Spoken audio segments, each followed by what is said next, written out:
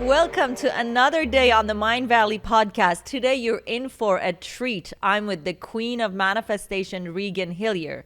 Regan went from having $8 in her bank account to now owning multi-million-dollar businesses, as well as coaching multi-million-dollar business owners. And today she had a 2-hour session for a group of over 400 people where we all went into a state of trance, met our higher self, our future self, and became conscious about our abundance blocks. Regan, thank you so much for being with us. Well, firstly, I want to share with the audience that I just finished a 2-hour session with Regan, and it's taking me a minute to come back to my physical body.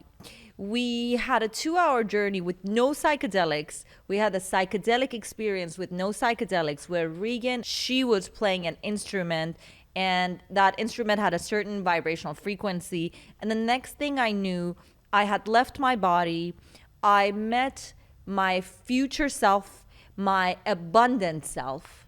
Actually, I'd never met her before. I'd never met my abundant self before. I met her. I became one with her. I understood the blocks between where I am now and where my future self is. And I felt like you were decoding our subconscious minds and the blocks we have created around abundance. Tell us what you did to us during the session. Thank you so much. Well, it's so good to be here and fresh out of the session. So beautiful also to witness you just being in it and the recalibration of these frequencies. So what happened is that I used my method, the energetic architecture method, to go in and help basically shift and recalibrate people back to their natural state, because our natural state is pure abundance. And if we're not manifesting that abundance in our life and in our reality, then there's pieces within us that are blocking that and stopping that and slowing us down, basically. So I went in with everyone and basically worked through the quantum field of information to simply recalibrate the energetic structures so that they can come back into harmony, so that they can come back into coherence, so that you can be an energetic match for what you're looking to call in. So this is not work where it's about becoming something you're not or even trying to learn something. This is actually about surrendering back into who we are, which is our most abundant iteration of ourselves. Oh, so you are taking us back to our natural state. Correct. Does that mean that if any of us is not living in abundance, we're not living in our natural state? Fully. And why do we do that to ourselves? We do that because of society, of programming, of our parents, of our families, of what we were told growing up, like all these layers, and we stack. And then we take all that information and we delete it, we distort it, and we generalize it. And then from there, we craft what we believe is our reality. But the reality is an illusion, and it's something that you can play with. It's malleable. It can look however you desire. You know, when you say like you can really manifest your dream life in any way that you desire, you can. But if you have all this programming in there basically telling you can't, and it's got to look a certain way, then that's what blocks that. And that's what blocks people being in their full natural state of abundance, because at the end of the day, our soul is pure abundance. We're pure light. The soul is untarnished. The soul isn't, you know, with scarcity and suffering patterns and like telling itself it's not enough. It's just the soul, right? And in our natural state, do we match the frequency of everything that we want, all of our desires? Yeah. And it's easy to do that. And then you can fine tune what you want to match to.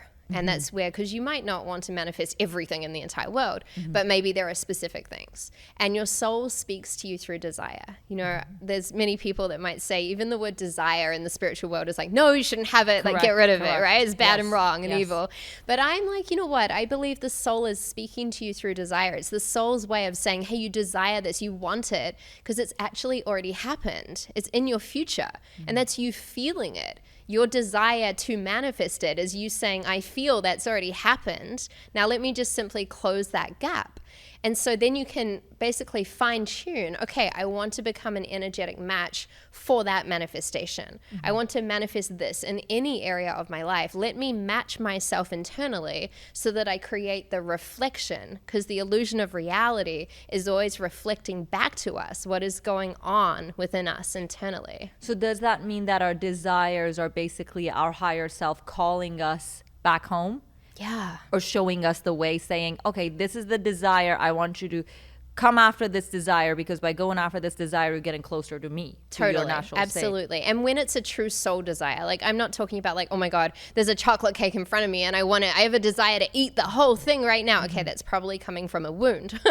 That's probably coming from a space where there's something in you saying, I need sugar. So we're not talking about that desire, but the pure desire where like you think about something or you have a vision and you just have bliss bumps everywhere and you just have this feeling in your gut and you're like, I know that's in my life and that's my reality and that's something big, and maybe I don't know how it's going to happen, but like I want that. I pray for that. I have a vision for that. Like when it's that's a soul desire. How can you tell if a desire is coming from the soul or the ego? Practice. And the more that you firstly recognize the difference between these, you'll be able to try different things on and figure out, okay, yeah, this is a true soul desire, or actually that was totally just my ego going wild and that wasn't even in alignment. So a good way to do this is look back at your past. We've all created things in our life where we thought we wanted it, then we get it and we're like, actually, I didn't even want that, right? And you don't want to judge yourself for that, but tag it and get curious about it and say, okay, interesting. Like, how did I come about that desire? And you can start recognizing, all right, okay, that was from the mind or from the limiting constructs of the ego. And then there are things also that manifest where they're just soul aligned and you're like, this is such a huge part of my life and this is something that happened. Well, recognize, when did you receive that vision? What state were you in? How did you know that to be true at the time? And the more that you do this, the better you get at having discernment to really recognize this. Even when it comes down to then very small things in your life, like someone might be like, you know what? I want to go with you on a trip to Bali next week. And you're like, whoa, okay, that wasn't in my schedule, but something in you is like, yes, get on the plane, go to Bali, right? Yes. And we've had this feeling where it's just like, yes. And then you might even think, wow, the mind says Bali would be amazing right now, but there's a gut feeling like, like, no, you're not meant to go to Bali right now, right? And so you're able to recognize, okay, is this truly in alignment or not? And people can practice this with tiny things like, hey, are you coming to the social event tonight? What's the gut response? Yeah, it feels amazing, I want to go. Or like, no, I'm feeling a no. What happens? You go to that social event, you have the worst night ever. You end up just going, why didn't I listen to myself, right? So we've got to be always in the school of training ourselves to listen and practicing this as a spiritual practice without attachment to always being right or wrong. You know? So our job is to discern whether a desire is coming from the ego or the inner voice is coming from the ego or it's coming from the soul. Yeah. Now it goes back to some spiritual leaders saying that, let go of all desires, which is how you open your whole session with. You said, okay, let go of all desires. When you let go of the ego, all desires dissolve, and namaste. And you even said that. And that, it's funny because that was on my mind when I walked into your session. I am struggling to understand, as human beings, do we have free will or is everything predestined? My thoughts is that it's a little bit of a combination of both. Because yes, we have free will and we're constantly making choices, and there are different, I guess, timelines or pathways or options always available to us. So it's a combination of both, because at every moment we're making a choice, we're making a decision, be it conscious or unconscious, and those choices and how we act from there are shaping our reality. And when you know that with every choice that you make, there is actually multiple layers, like infinite layers of pathways that are then created from that choice and from that option, which means really you're playing in the field of infinite potentiality and infinite possibilities. So there's a lot of people that are like, oh, you know, maybe I can't manifest that because, oh, you know, the divine timing isn't right, or I'm not destined for that, or that's, you know, our family has never had money, or whatever story is running. But at any moment you can go, okay, that's that. And what if I made this new choice to simply choose that I'm going to listen to that soul desire and I'm going to manifest it. I don't know how, I don't know what it's going to look like, but the minute you make that choice, that's when you're playing in the realm of infinite potentiality and possibility. And then everything is an option. So I feel it's this beautiful dance. So we do have the choice to play in the realm of infinite possibilities. Yes. And if you're doing that, then anything is possible. But if you don't make that choice and you're like, oh, there's karma, there's divine timing, there's this, there's that, there's all these things, you're stuck. Well, I see, I live in Los Angeles, and two very successful businesses that a lot of people have created are the business for psychics and astrologers.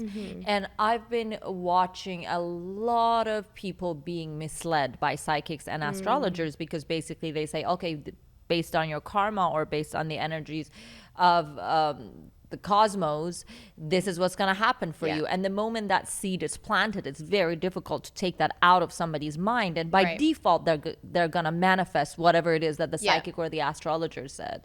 And what is your take on that? Well, I think that's a very real situation, and I think that's happening. And again, it comes down to most of the people that then, I guess, manifest that thing on default that psychic tells them. They're not choosing that they're a creator of their reality, and they're not choosing to play in the realm of infinite possibilities. Now, with my work, I don't go super deep in astrology and numerology, but, I might have a session with someone here and there. And I definitely have people in my life that work with those modalities that I trust, and they're awesome. Now, if they tell me something, for example, if they say, Regan, in July, finances are going to be really hard. Money is difficult. This is not the time to spend any money. Everything's like doom and gloom with finances, right? I'm going to take that and be like, okay, maybe the cosmos and all that energy has the energy that way. I get to then work extra hard to actually create an energy field that is so much more abundant and resonant to that I don't even notice that financial blip. I see. Right? So you see how I'm like, okay, that's useful information actually. I'm not sitting there being like, oh no, it's July the 1st. My money's going to blow up now. Like, this is terrible. I'm going to lose everything. I'm not sitting there. I'm like, okay, this is the month where like might be a little more challenging. So I need to be extra. I'm going to do even more of my energetic work, even more of these activations. I'm going to focus more on money when maybe I wasn't in this month, so that I can create such a strong field of potentiality around money that maybe it's even an amazing month, let alone it won't be a dip. I love that, because like you're basically viewing everything on the earth plane as a tool to serve you, the energy of the moon, the energy of the sun, the energy of all the cosmos and everything around us. And you're saying, if there's a month where the energy of the cosmos are not in my favor, I'm going to work extra hard to make up for that. And that's very empowering. In my personal journey in spirituality, I found that spirituality can be very disempowering. Yeah. Because if you separate yourself from the creator and say that there is a creator up there who might want something for me that is different than what I want for myself, you're separating yourself from the creator. And that's different than oneness. And this is where a lot of psychics, gurus, and spiritual leaders, unfortunately, can take advantage of people. Because by disempowering someone, you basically give yourself an authority to become their power and create a dynamic of codependency. So this is something that at your session, I felt like you help people feel empowered, because you ask all of us to become very clear on what our higher self, who our higher self is. What is that clarity? How can we get clear about that? Yeah, and look, this is so important, because so many people are popping all these pedestals everywhere, and it's creating a lot of damage. I don't know if you remember, but in the activation we just did at some point, I said, you are the healer, the shaman, the guru, the alchemist that you've been looking for. Anyone you've been searching for like that's great. We can have coaches and guides and teachers and gurus, and they're you and you're them. There's no separation. So when you come into that place, you're really claiming back your power. You're taking away any of these pedestals that you've been giving your power away to, and you're coming into, again, your natural state and your true essence of who you are. And that's where the clarity comes from. People often get stuck like, oh, I don't have clarity, or I don't know what I want to manifest next, or I draw a blank on this. And often it is because they're giving their power away. So what do? Okay, well, let me have a healing session, then maybe I'll work it out. or let me go and see the astrologer and they'll tell me what's destined for me in 1 year's time, right? But if we take these pedestals away and we're in this deep power of our soul as a sovereign manifester, from there things become very clear because you start receiving the information and you start building your own sort of discernment around like, yes, left or right, yes or no, and you start practicing, but functioning from that place. You're sovereign. Is there a particular exercise people can do to get a clear vision of their higher self? Yeah, well, in this context, firstly, you could literally just look at where are you giving your power away? Like what's blocking that access point and that clarity? And look, it doesn't have to be healers and shamans. It could be that you're still giving your power away to your mother.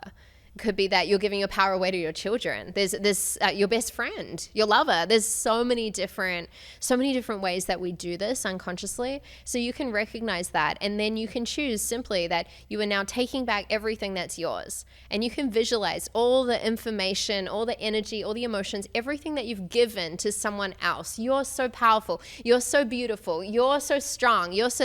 Thank you. They're a divine mirror, and you imagine and intentionalize and visualize all that information coming back to you. What you can also do is anyone else's information that is in your field, send it back. You also don't need that, right? Wow. So request any energy that is actually not mine, that might have been even imprinted upon me from someone telling me something, or it has to be a certain way. I request now that this information returns to sender. I like to say via source. So it can just like go through the source, consciousness, higher self clearing, and then return it to the sender. It's theirs. You don't need it. Wow, that was mind-blowing, because a lot of us, we go through one coach after another, coaches, psychics, astrologers, because we think we need their information and their knowledge, and it's only based because of their knowledge that we are where we are at. Right. And you're saying we don't even want the knowledge that is not ours. Look, I love support, help, guidance. All of this is great, but as long as it's coming from a place of wholeness and it's coming from this sovereign place. If someone is coaching me and they tell me something and maybe it's a little left field, I'm not going to be like, yes, you're right, or no, you're wrong, because you're a coach. I would say, okay, let me feel that. Let me feel that. Is that true for me? Is that in the highest for me? Let me tap into that. Okay, yeah, actually, I think you're right. I've never seen that before. Thank you so much. And I can humbly, but see how I'm consciously taking the information from a place of humbly receiving it after a check of like, yeah, this is good for me. It's just like someone handing you food and being like, eat this now. You can be like, what is it? Like, is it poison? Is it organic? Is it like, what's in this? No, just eat it, because I'm your coach. So you should eat it, right? Let me feel this. Let me ask some questions. Let me hold the food here. How does it? You know what? I'm actually not hungry right now. Thank you. Right? And you can do this from a very intentional place. So we want guides. We want coaches. We want healers. We want support people. We want people, and also, guides in other realms and dimensions. Amazing. But like, where is the information coming from? And are you checking it first as a sovereign creator? Mm-hmm. When you were in the room, you handled a room full of like 500 people, and you raised the collective energy of the room. We were all in a trance state. And I don't have enough scientific knowledge to know which brain wave you took us to or what happened. All I know is that we all left our bodies. And I thought to myself, there's no way Regan can do the interview afterwards, because of all the energy she's giving out to all of us. It's going to like really suck it out of her. Like, it's going to make her like dry. And here you are, like full of energy. You're sitting here. I'm the one who's falling apart. And you're like, yay, let's do the interview. Do you give that energy from the overflow? Do you have help from different realms? Yes, I have help from different realms, and yes, it's from an overflow place rather. And I like to think of it as, I have my energetic field, and when there's a group, I connect with all the guidance across the room, right? So whenever I open up the portal and open the field for these activations, I request that my guides scan the area and connect me with the highest, most high vibrational frequency useful guides there, useful, right? We don't want them just because they're high frequency, like useful, help us, right?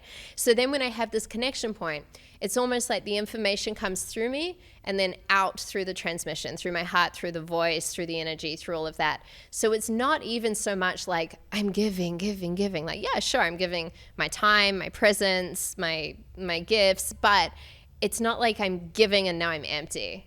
I'm actually charged up from this. You can probably tell. I can. Oh my God. Yeah. Your eyes are glowing. You're full of energy. I'm full because it's a fulfilling experience when you do it this way. And there's a lot of people even guiding, yoga and meditation. They're like, I'm so drained. And I used to get like this. Like when I started out in the beginning, even though what I was guiding was very simple, I would crash, I would burn, I would get physically sick. I would just be like, I can't, I would hit all these energetic limits because I was giving from this place, not from a fully embodied place of actually like, hey, my energy is my energy. They don't need any of my energy. They do need a clear channel to gather the useful energy and bring that through the system, through the frequency of the transmission, which then results in the sound frequencies that you hear, the guided activations, these pieces. But it's not like, oh my God, I just gave you my arm and now I don't have an arm anymore, You give from the overflow. What is the 80-20 rule? The 80-20 rule is something very practical that you can apply in your life. So the way I love to play with this is that if you're looking to manifest anything in any area, it's 80% the internal game, right? So basically, like this process we just did for 2 hours, that's the 80%, right? It's the energy work, it's recalibrating the mind, it's updating the layers of information, and then it's 20% what you do on the outside. Right? So you still have to show up in your life, right? Some people are expecting a magic pill and they're like, I did all your activations, but they have to go and do something, right? We're then listening. We're bringing a different version of ourselves to the altar of life. We're communing with the universe in a different way. And we've got to be brave to be like, okay, this new version of me does this a little differently. This new version of me like gets on the plane and goes meets that person. This new version of me is like a little scared, but I'm gonna go and write that book anyway, or whatever it is. You must then actually step, and that's the 20. But you've got to make sure the 20 is in alignment with the 80%. It's like the 80% sets you up. And then the 20% becomes very almost obvious and easy and flowy. Even if there's a challenge, you're like, I know how to navigate this because you have this 80% base of the inner recalibration. Wow. So, and I understood that the 80% work is our job is to match the exact frequency of what we want on the outside. Yeah. So we match that frequency so it can basically reflect back to us and we can manifest it. And if we... like law of physics, if we go on a frequency that a little higher or that a little lower, it's still not quite that very thing that we want to manifest. How do you make sure you manifest the exact vibration of the exact thing that you want? Totally. So this is a great question. People ask me this all the time because they're like, I don't know what it feels like because I haven't manifested yet. So how do I tap into it, right? And so the answer to this is what I call energetic conditioning. Okay. And so you must condition yourself to become, you're right, the energetic match to then create the reflection of your own energy reflected on the outside in your life in the physical manifestation. So some people think they might do an activation once and then they're like, oh, it didn't show up. I'm like, that's like going to the gym once and being like, I trained my bicep. Why didn't my whole body change? You've got to keep going and you've got to practice it. So a lot of people in my Mindvalley course use this tool called the manifestation alarms. And so you set a nice alarm that's good for your nervous system, like something not, stressful. And when that goes off, you want to set them ideally every hour throughout the day. And when it goes off, you're going to stop and just like 20 seconds to 2 minutes, close your eyes and just feel what it feels like to have the manifestation now. That's all you're going to do, right? And you're going to be like, okay, I'm so happy. I'm so grateful. It's already manifested, the love of my life, the money I desire, the body of my dreams, whatever it is. And you just feel what it feels like that it's done. Not that it's coming, because then it will always put itself in the future, but that it's here now, right? And when you start doing this, some people might not feel anything, and that's also okay. They're like, oh, it didn't work. I'm like, do it again, right? And I promise you, if you keep going, there will be a point where you start really feeling it. And when you feel how good it feels, you're going to do what we did today, and you're going to tell your system, okay, turn this up, make this vibrational feeling stronger, double it, triple it, vibrate it through my system, right? And then there will be a point where the alarm will go off, and you'll have this interesting like merging of reality where it's like, oh, I feel like it's here, but wait, it's not here. It hasn't manifested, but I feel like it's here. Okay, let me do the alarm anyway. And then the alarm goes off and the feeling will be stronger, but it's still not here. And it's almost like, when you wake up from a dream and you're like, that happened, but it didn't. It was a dream. You were dreaming it, but you feel like it happened. You have this like reality blur, which is a really good sign that you're on the right track. Because then at some point the alarm will go off and you'll be like, oh, my manifestation's actually here, in which case you reset the alarm and the manifestation and you level up and you do it again, right? So to match the exact frequency of what we desire, we need to feel the exact feeling of having that desire already here right now. Right now. Right now. And you see so many people are feeling, this is how good it would feel. And that's just copy pasting it into your future. That's why it never shows up, because it's always a maybe feeling that you might access later. But if you feel it now, and you're just like, I'm feeling it, I'm breathing it, I'm vibrating with it, this is so good, it's done. A lot of my clients walk around saying like, I know that it's done, because like that's the vibe. It's like it's here now. You're bringing it from the future, and literally like a computer, you would click, drag, and drop, and you'd bring the information from there, drag it, and drop it into the now. So you can feel it and experience it now. It's like every good athlete runs the race in their mind and their feeling body before they win that race. Every athlete is like, I felt it, I feel what it's like to win the race. I watched videos of other people winning the race. Like they get into like it's done, and then it does happen. It does happen. How do you create a space to connect with your highest self and to download the vision that you want? Yeah. So, I have many activations guiding people on how to do this, and I'm the first person to tell everyone, like, you don't need me, okay? You can literally sit there and connect with your own intention to the highest iteration of yourself. Right? We did it today. It's 20 seconds, like 5 seconds, super fast, right? Now, there's a lot of people talking about the higher self. Let's just go for the highest self, firstly, right? Oh, wow. Because tomorrow you're a higher self, technically, right? You've evolved a little bit. But what if you are to connect with the highest iteration that you have access to, right? So that's a nice little upgrade for a lot of people that do this work. It's like, oh, let me connect with the highest iteration of me. I've never even heard of that before. Yeah, everyone's running around saying higher self, and I'm like, no, don't do it. You're wasting your time. Connect with your highest self. Like, why not? The highest before you become pure source or consciousness or God. Like, we want that version. Ooh, that almost feels scary. I don't even know why. This can feel scary because it's a jump. You feel the difference between higher self. Okay, versus that's kind of comfy. That's like kind of around the corner versus highest self. It's like the difference between making $1,000 versus like $10 million. Yeah, exactly. But then at the same time, you're like, okay, why not 10 million? Why not? Why not? Going for the highest self. The highest self. So you can do this literally with your intention. You close your eyes. All right, I choose to connect with the highest iteration of me. Now, you can maybe see it, maybe feel it, maybe not. It doesn't matter. What we need to know is that simply through our intention, through the observer effect, when we observe something, we have access to it, and we're able to start to alter that information. So everything is information at the end of the day. And if we're working across time and space, we start remembering that our highest self might feel like it's really far out there in the future, but quantum physics says it doesn't matter. It's non-local. It doesn't matter if it's right next to you right now or a million gazillion years away. Quantum physics doesn't care. You have full access through the quantum field of information to the information, which is just vibrating particles, which is all we're made up of at the end of the day. So if you connect with the particles of your highest self, and you then request that that information comes and fuses into the now, quantum entanglement starts happening. And effectively, you start merging with that highest iteration of you. And when you're in this process, you can ask, almost like an interview, your highest self. You'd say, how do you walk? How does this version of me talk? How do they show up on a Monday morning? What is different? What do they say yes to? What do they say no to?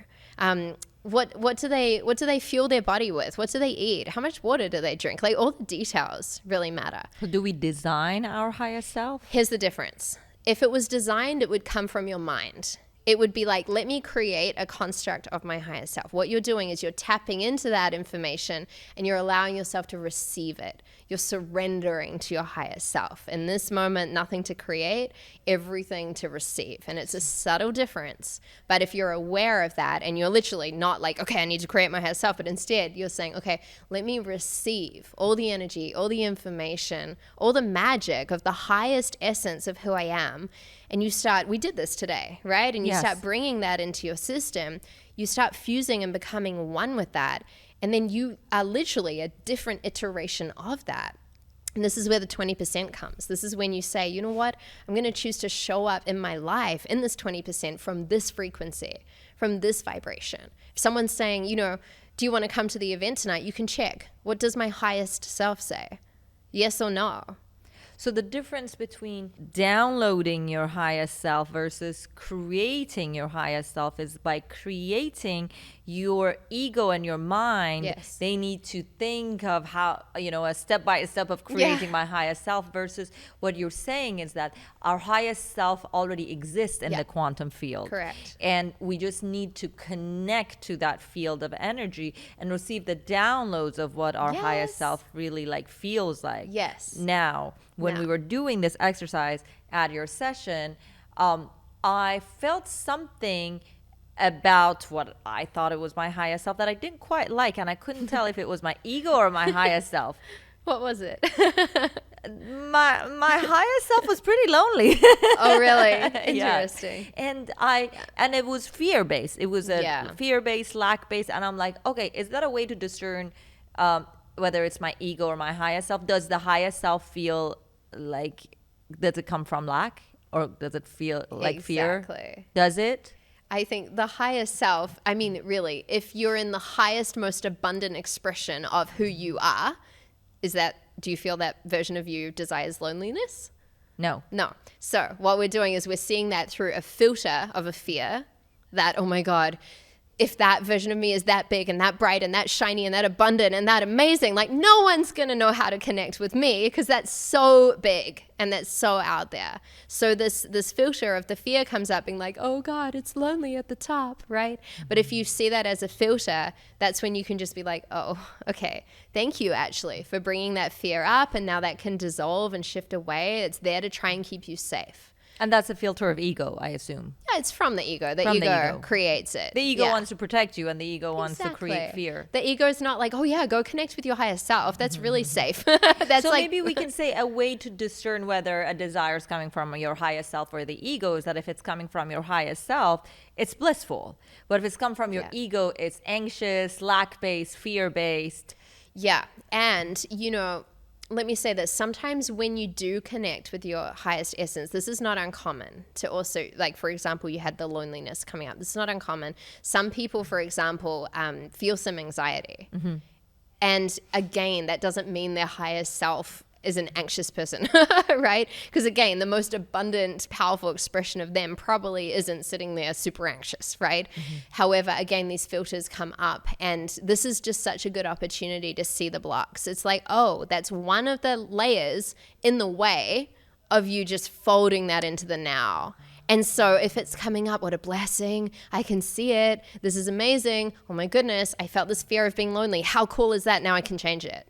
Because now it's going from the unconscious underneath the surface, and you're shining light on it, bringing it into your conscious awareness so it can change. So basically, that's our way of becoming conscious about the roadblocks that exist between where we are now and our highest self. Absolutely. I love that. Can you explain to our audience what the difference is between a manufactured manifestation and a surrendered manifestation? How does that look like so people can identify when they're doing one instead of the other? For sure. Yeah. So we've also been almost touching on this through this conversation because, you know, most people are living their life in manufactured manifestation. And this is where you're basically trying to join all the dots up, and you're like, this manifestation is going to happen, but it's going to happen this way by me doing this specific thing with these people, and then it's going to happen da, da, da, da, da, da, da, and it's like controlling the process, right? Now, the problem with manufactured manifestation is that it works. I manifested a lot in my life from that place. And I was like, I'm going to get there regardless. I'm going to hustle. I'm going to push. I'm going to like drink 10 coffees and not sleep and go for it. And yeah, I got there. But like, at what cost, you know? All of a sudden you're burnt out. You're exhausted. You're wondering if you even want this life. Like, it's kind of crazy, you know, because it can just, it's such a program that can be so intense. And the big factor in it is the control. Now, the big challenge with it, even though it works, is that you will hit a cap. You know, and I see this even in very highly successful people. They're making a lot of money, or they're experiencing a lot of love in their life, but they're capped, and they're just like, it's not moving. And I say to them, I'm like, because the way you manifested up to here, it's great, but it's not the same way that's now going to get you to this quantum leap place where your life is totally different. And yes, it's more abundant, but it's from this place of divine synchronicity and ease, grace, and flow, and doing less and receiving more. Like, there's a different way. So that's where surrendered manifestation comes in. And so just like we were talking about with receiving the information from the higher self, surrendered manifestation is when you're still very clear, like, okay, this is the desire, this is the manifestation, this is what we're putting out there, it's going to happen, it is done, I'm doing my energetic conditioning, you're using all the tools, you're connecting with your higher self, but now you're surrendering to actually allowing the magic to unfold through you. And this is this dance as well around like, yes, we're an intentional creator. And there's also like a lot of divine synchronicities going on where if we were open and available to them, maybe we could see them and notice them. So this is this dance where as well, it's almost like your manifestation is coming through you and these pieces lay up and you're still participating and showing up, but you're from this surrendered place. So manufactured manifestation in men and women is very much like a unhealthy masculine energy. It's like a push, penetration, like I'm going to get there regardless, right? Whereas surrendered manifestation is this interesting mix of grounded, healthy masculine of like, here's where we're going. And then a feminine opening and receiving. Okay, now I let it go, actually. I don't need to be attached to it and it's going to happen every day because I already know that it's done. Because it's a desire and it's out there in my future. Why would I question it? It's done. Now from here, there's a masculine healthy step of then, well, how do I now show up? And what does that look like? So it's this dance and this interplay of the masculine and the feminine, the pulsation in and out, right? Instead of just this place of like, I'm going to force myself through it. So it sounds like in order to manifest, our only job is to feel the exact feeling and emotion of having what we desire right in front of us in this very moment, and let the how unfold by itself and not control the how. Definitely. Yeah, you don't want to control the how. I say to so many of my clients, often trying, and I'll use the word trying because how much can we even control the how? Trying to control the how is one of the biggest blocks. It can be bigger than any fears. It can be bigger than self-sabotage patterns. And it's this attachment to, okay, I'm going to control how it's going to happen, that can really just slow down the process a lot. And then what is something you would tell yourself to walk yourself off the ledge of wanting to control the details of what you want to manifest? I would allow myself to notice, where am I trying to control in all those little details? You know, especially when I work with very high level people, often the control is not like some big thing they have to change in their life. Sometimes it's really small details. It's like, how did you speak to that assistant? Do you know, like, she's fine and she's going to do it? Like, why are you trying to control the process with it, you know? And it's these tiny little micro refinements of how you're showing up and how you're acting that you can start seeing, wow, okay, these are the places that I'm attempting to control the process. And from there, you can start changing the patterns. From there, you can notice, like, oh, I want to control that thing. And then you're like, okay. I'm going to let it flow. So you help your clients become conscious of where they're trying to control the manifestation process, and you're like, get out of the way. Get out of the way. And like, again, often it's like such small details. It's like a tiny little thing and you'll notice it in yourself. Sometimes you don't even say anything, but you have a thought and you're like, okay, that was a really controlling thought. Like, yeah, right? And again, you don't judge it. You just notice it and you're like, okay, I often ask myself, what would abundance do? How would abundance be? What would abundance think right now? Would abundance be like, I need to control all these things? No, abundance is like, whatever, infinite abundance. Like, what's the craziest thing any of your clients or yourself have manifested? I think there's so many things. I mean, there's so much. There's people that have manifested crazy amounts of money. There's people that have manifested the love of their life. There's unexpected manifestations. Like, I get messages all the time. There's someone in the manifesting mastery program right now who wrote to me and they're like, I just manifested over $300,000 and I'm not even focusing on money in the course. Like, they're focusing on love or something else, you know?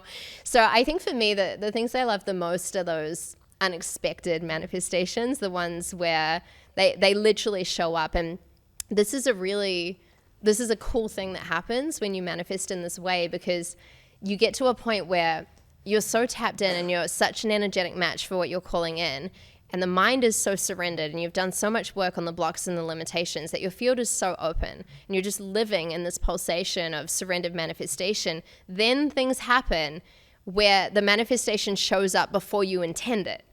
And it's pretty wild. And I've had this happen so many times in my life where literally like massive things show up and then I'm like, I never wrote that down. I didn't journal on that. I don't feel I did any process around that, but it's a result of how I'm living in this frequency. And I have a lot of clients that also start tapping into that and they're like, I just got given this in my life and I didn't even know I wanted that, but can you believe this? And that's our natural state, because look, before a baby is born, the milk is already in the mother's breast. Exactly.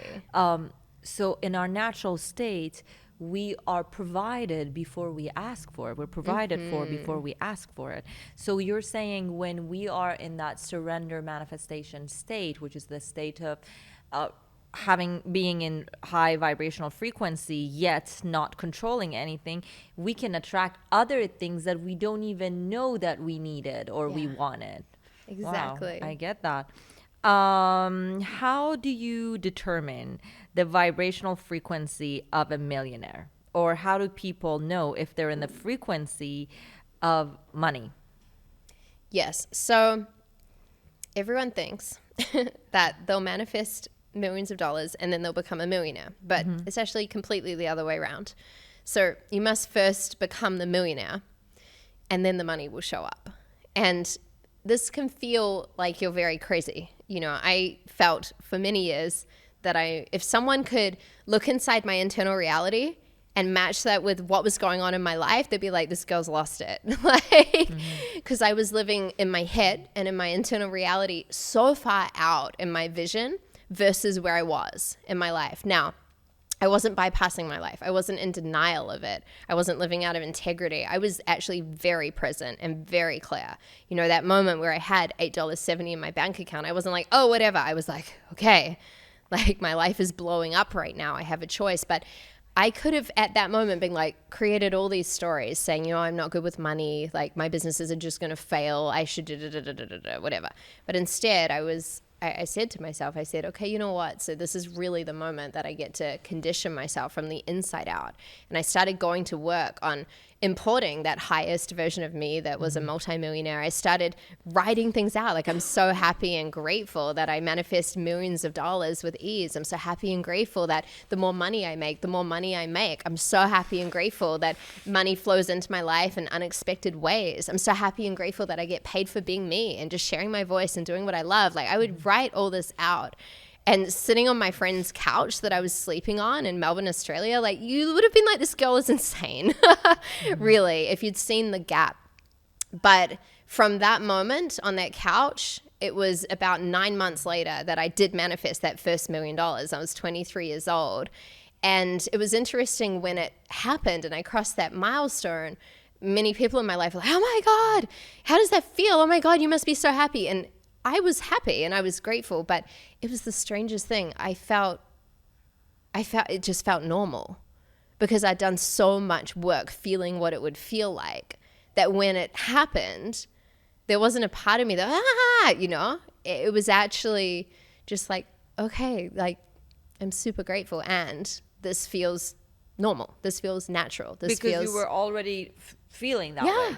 Exactly. You had already been feeling that way. Because I'd conditioned myself multiple times per day to way. feel that way. So then when it showed up in my life, I was like, cool. Like, and I wasn't ungrateful. I was super grateful. And there wasn't this high of like, this is what it feels like. It was just like, okay. Because you were living in that feeling, right? Living in that state. Yeah. What happens if we're constantly being reminded by our reality of what's not working, like our bills, our debts? How does that affect our manifestation? Yeah. So again, we don't want to bypass our reality because actually in order to shift, we need to be very clear on where we're actually at. But how are we connecting to it energetically and what meaning are we giving it? So what most people do is they're in their life now, in their reality, and like you said, they see the bills or they see the thing that didn't work and they create meaning around that and they effectively take that and they create a story that that's who they are and that's the results they get. And then they unconsciously copy paste that into their future. And then they're in their future and they're experiencing the same reality. Like all humans do this. We're never trained to do this the other way around.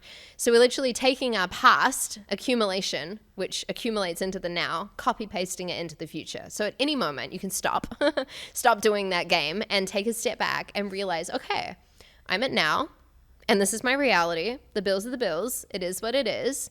And at any moment, we're in this choice point, again, like we talked about in the activation, to completely change my reality. My future has nothing, absolutely nothing to do with my past. They're not connected. They're only connected if I copy my past and put it in my future. So if I want to recalibrate that, I can take a step back and then choose, you know what, from here, this is now going to be my different reality. Yeah, I'm going to pay that bill. I'm going to do that. But I'm not going to be doing it from a frequency of like, oh my God, I don't have enough money. I can't believe that. The scarcity programs are now copy pasting themselves all into my reality. I'm just going to pay the bill. It is what it is. I pay the bill. I recognize it. But I'm connected to the abundance. I'm connected to actually paying the bill and celebrating. I'm so happy and grateful that I make a money contribution to my power bill that I'm paying or whatever bill it is. So you pay the bill from the place of I'm already a millionaire. Exactly. I pay the bill as if I'm a millionaire. Exactly. Right? Wow, I got it. And what happens if you do all the clearing for all the people and suddenly you realize that you have no friends or family around you? Well, I'd love to say like, oh, that will never happen, but it happened to me. So I'm going to tell you that that might happen and that your fear of being alone is actually very real. And I know it would be great to be like, no, it's not true. But it is true because just as all layers of our being and life upgrades, so does our environment. And very rarely do we shift from one environment to the other just super fast overnight. There's a transition process which takes place. So you've probably heard, we are our environment. We are the sum of the 5 people we hang around the most. Financially, yes, but in all ways, energetically, physically, all of it. Joy, bliss, love, happiness, all of it. So when I started realizing this a very long time ago, I looked at my environment and I realized I didn't have one person in my life that was my cheerleader. I didn't have one person where I could go there and be like, this is my vision. This is how I want to change the world. This is the money I want to make. This is how I want to be. And I realized that if I told any of those people this, they would probably just laugh in my face or just think I was totally crazy. Like it just wasn't the environment for that at all. So one by one, layer by layer, I started removing myself. No, I'm not going to go to that event. Actually, I'm not available to return that phone call. I don't want to hang out with that person anymore. Some of these were very long-term friends. Some of these were family members. And I just layer by layer went through this clearing. And I was very intentionally cleaning my environment. And guess what? I got to a place where there was just Regan. There was literally no one else. But was it just Regan or was it Regan or your highest self together? It was Regan and her higher self hanging out. So you were not alone. I wasn't alone. But I felt pretty alone. And I remember sitting there and all my fears came up.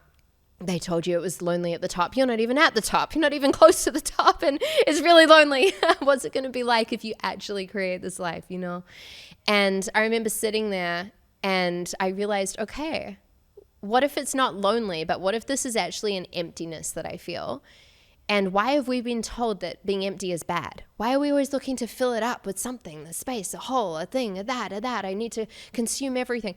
What if I could just be in the emptiness? And I allowed myself just to start sitting in it and feeling firstly like really uncomfortable with it. and then being more okay with it, and then actually starting to feel really good with it. And I realized that emptiness was a space for new energies to come into my environment. I realized that I couldn't bring in new money unless I first came into an emptiness of creating space to hold new money. Wow. I realized that I couldn't change my body unless I first created space to hold the new frequencies. So all of this started kind of playing into every area of my life, but with environment. And I was like, oh, actually, I'm good with this emptiness. And I want to be as empty for as long as possible until the right people come and they fit into that environment.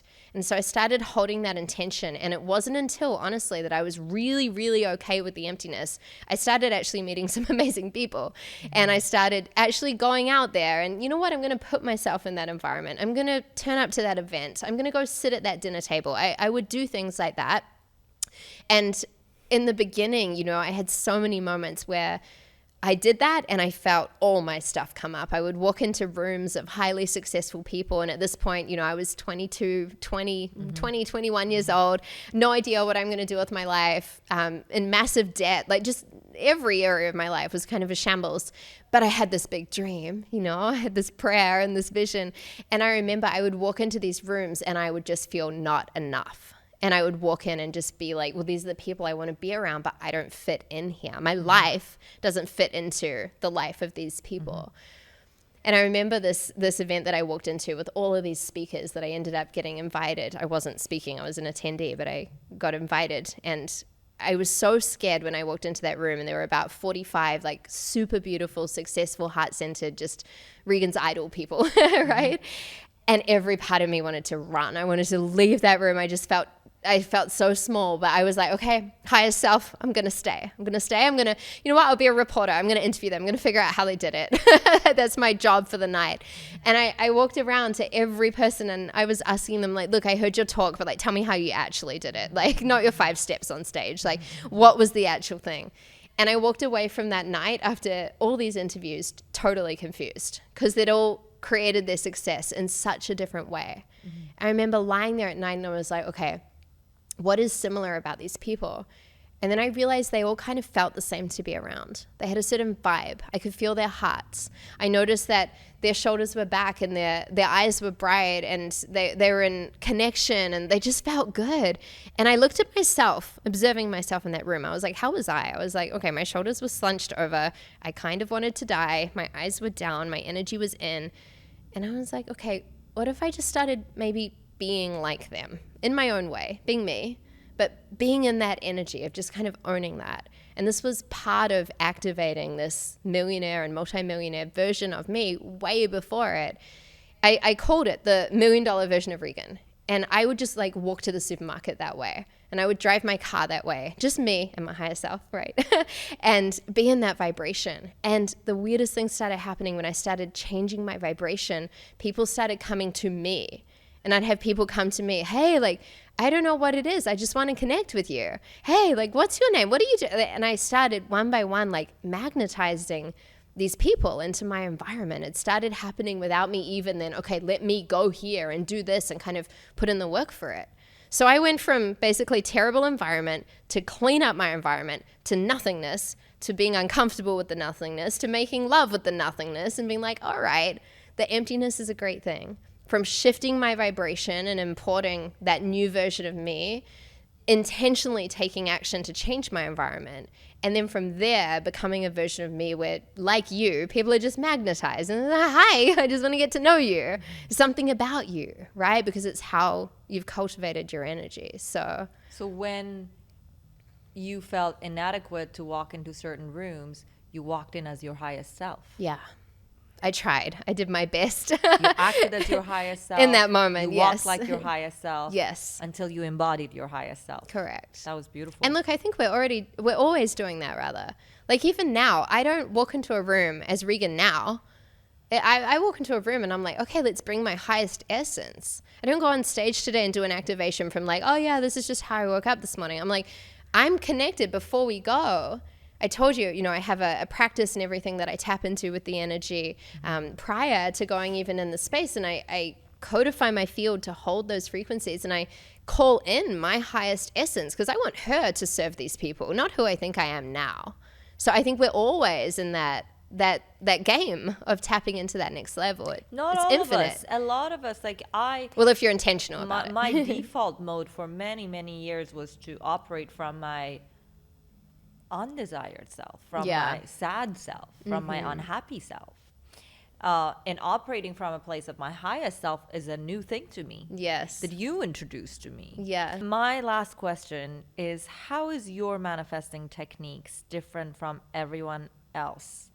And what is the energetic architecture method? Yes. Well, I like to think that they're different because they work really well and they work for everyone. You know, if you really apply these tools, yes, I've wrapped them up in a bow, but these are universal principles at the end of the day that can be harnessed and worked on in this way. So the energetic architecture method is my method that you went through today. And it's a set of tools to help you shift and recalibrate your energetic field and bring it back into its natural state. And when you're in that natural state of abundance, you're able to fine tune your resonance for wherever you desire to match it in your life. So what's happening through the quantum field of information is we're effectively going in and we're updating all of the codes and pieces of geometries, all of the geometric patterns of the structure of our reality. And we're not changing them to become something they're not, but again, we're returning them back to the crystalline purity of what they actually are, which ultimately allows you to be more you in your life. It's not about trying to now be this version. It allows you to actually take a breath and be like, okay, I just get to be me. And yes, the most powerful, shiny, bright, amazing iteration of me, but just me. And there's something just so freeing and liberating about that. Like something drops off the shoulders where you're just like, oh, really? I get to do me? And I'd say people, I'm like, yeah, do you, boo. Do you, boo. In the best, highest possible frequency way. And I promise you, if you do that, the authenticity and the integrity of that, you will shift your life and you will manifest miracles in your life. Because for me, true integrity and authenticity is being brave enough to get into alignment with your highest essence. And so this method helps you do that and helps you embody that in your life. Wow. That was so beautiful. To be honest with you, I'm still not quite back in my body because a part of me is with my highest self. And I feel like I want to stay there. Yeah. Maybe instead of bringing that version of me back down here, yes, I want this version of me to go back up there. Because that was my real version.